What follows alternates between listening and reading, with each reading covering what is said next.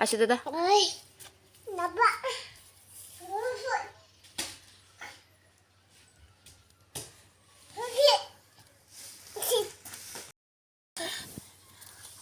ऐ आशू आशू आशू नमो बुद्धाय जय भीम. कशा आहात तुम्ही सर्वजण? आशा आहे की तुम्ही सर्वजण ठीक असाल, मजेत असाल, आपापल्या घरी स्वस्त आणि एकदम मस्त असाल. तर स्वागत आहे तुमचं मला यूट्यूब चॅनलवर नवीन ब्लॉगमध्ये. तर तर आशूच्या बाबांनी मला काल सांगितलं होतं की ते उद्या कारंजाला जाणार आहेत म्हणून.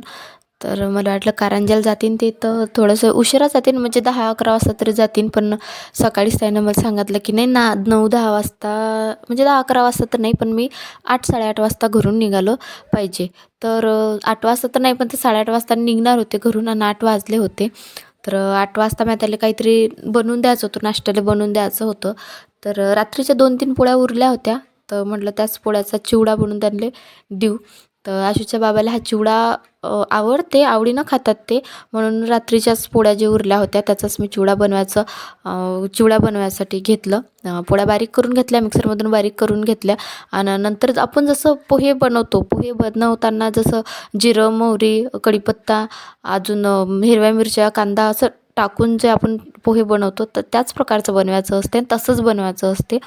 आमच्या इकडे जास्त फेमस आहे, म्हणजे रात्रीच्या पोळ्याचा चिवडा जास्त फेमस आहे, सगळेच जण खातात, आवडीनं खातात. तर तोच चिवडा मी इथं बनवायसाठी घेतला होता आणि एक नंबर लागते. आणि रात्रीच्या पोळ्या उरल्या तर ते फेकून न देता त्याचा जर असा चिवडा बनवून खाल्ला तर अन्नाची बचतही होते, नाश्ताही होते, पोटभर नाश्ताही होते. तर रात्रीचं शिळं अन्न फेकून न देता आम्ही अशा प्रकारचं सकाळी बनवून खात असतो. तर इथं चिवडा बनवून झाला होता आणि दोघं बापले काले इथं असा चिवडा दिला होता. तर आशूचा असा हट्ट होता की त्याला जो त्याचा चम्मच आहे छोटावाला त्याला त्याच्यात पाहिजे होतं, पण त्याला खाता येत नाही व्यवस्थित त्यानं, म्हणजे अर्धं अंगावर सांडवते, अर्धं पोटात जाते. पोटात कमी आणि अंगावर जास्त सांडवते, म्हणून आशूच्या बाबांना त्याला स्वतःहून चारलं. असं आता इथं मला झाला होता स्वयंपाकाचा टाईम. तर इथं डाळ भात सगळं बाहेर शिजवून घेतलं होतं, कारण कालच्या व्हिडिओमध्ये तुम्हाला मातीची चूल घातली म्हणून एक व्हिडिओ मी काल अपलोड केला.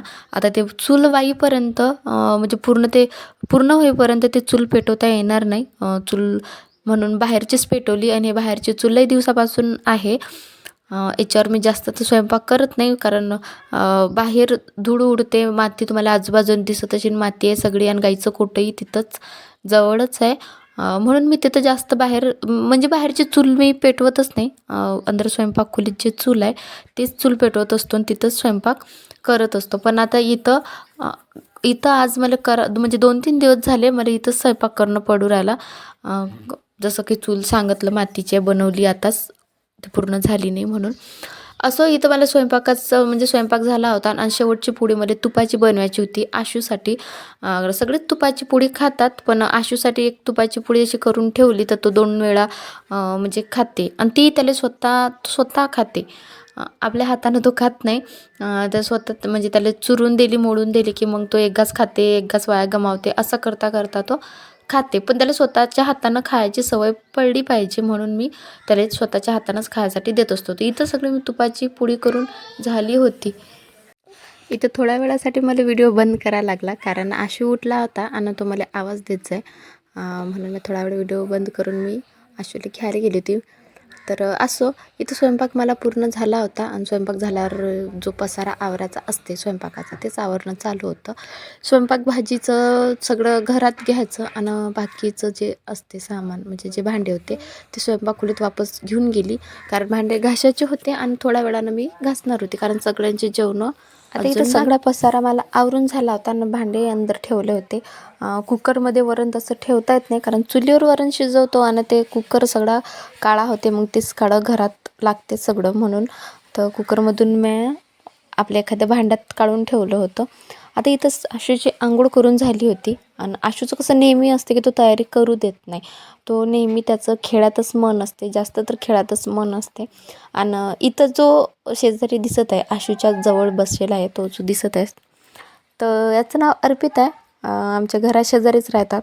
जसं की मी व्हिडिओ काढतो हे सगळ्याला माहीत आहे, तसं त्यालाही माहीत आहे की व्हिडिओ काढतो. आता गाव नात्यानं तुम्हाला नातू लागते, मी त्याची आजी लागतो. आणि त्याचं असं नेहमीचंच मला म्हणणं असते की आजी तू व्हिडिओ काढत असते की मला सांग मी येईन म्हणून.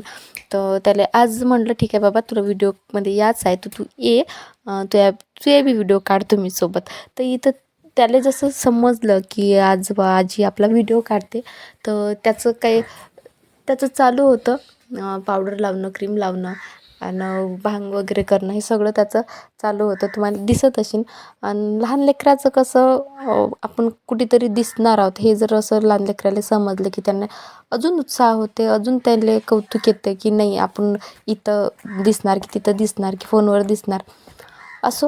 आता जसा हा मी त्याचा व्हिडिओ काढला ना तेव्हापासून तो 10 वेळा जाऊन त्याचा फोन चेक करून आला की आजीनं व्हिडिओ अपलोड केला का मी दिसलो का. त्याच्या आईला सांगते बाबाला सांगते शेजाऱ्या पाजाऱ्याला सांगते की अपलोड झाला का आला का. तो 10-10 वेळा मला अकाऊंट जाऊन चेक करते की आजीनं मला व्हिडिओ टाकला का. तर असं इथं दुपारचा टाईम झाला होता आशूची आंघोळ वगैरे झाली होती. आता व्हिडिओ अपलोड तर केला आता म्हणजे आज अपलोड होईल उद्यापर्यंत तो पूर्ण पब्लिक होऊन जाईल. तर त्याला अजून जाऊन सांगायचं आहे की केला बाबा पब्लिक पाहून घे. तर कसं लहान लेकराचं तसंच असते त्याला जेवढा एखाद्या गोष्टीचा उत्साह असला की लेकरं तसेच. तर व्हिडिओ कसा वाटला कमेंट करून नक्की सांगा. बाय.